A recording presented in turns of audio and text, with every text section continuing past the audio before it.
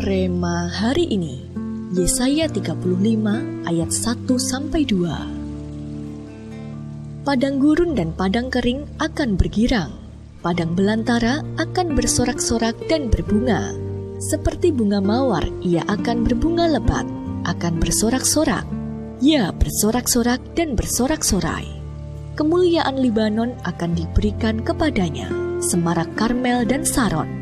Mereka itu akan melihat kemuliaan Tuhan, semarak Allah kita.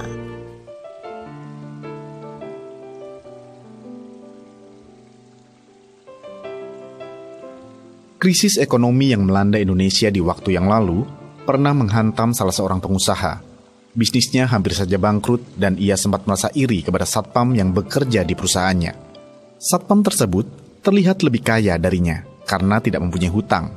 Saat itu banyak pengusaha lain yang akhirnya gulung tikar, bahkan tidak sedikit yang mengalami gangguan jiwa.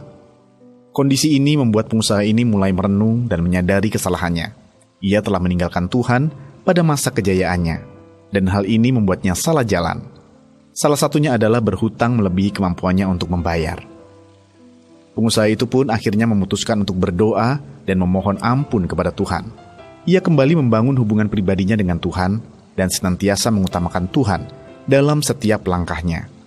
Hal ini menyenangkan hati Tuhan dan Tuhan pun mulai berkarya dalam hidupnya.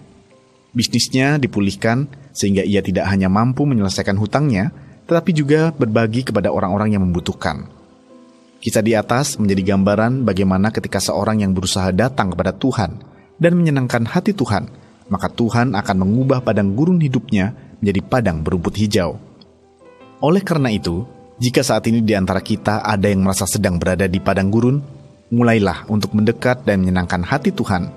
Ambil komitmen untuk meresponi apapun yang kita alami saat ini dengan tetap mengucap syukur dan percaya kepadanya.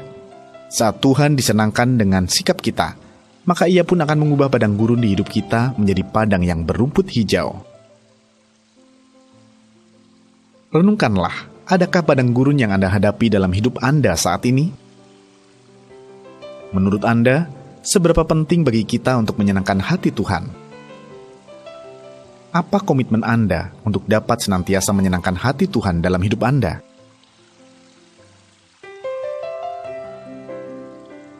Bapa, apapun yang kami hadapi saat ini, kami percaya Engkau tidak pernah meninggalkan kami. Kami rindu senantiasa menyenangkan hati-Mu, karena kebaikan-Mu yang begitu berlimpah dalam hidup kami. Kami percaya, padang gurun saat ini pasti akan Kau ubah menjadi padang rumput hijau. Dalam nama Tuhan Yesus, kami telah berdoa. Amin. Senantiasa senangkan hati Tuhan, maka padang gurun kita akan diubah menjadi padang berumput hijau.